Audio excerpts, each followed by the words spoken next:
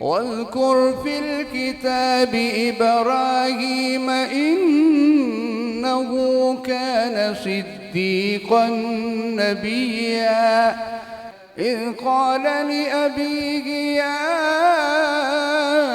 أبت لم تعبد ما لا يسمع ولا يبصر ولا يغني عنك شيئا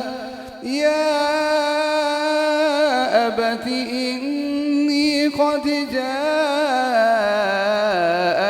من العلم ما لم يأتك فاتبعني أهدك صراطا سويا.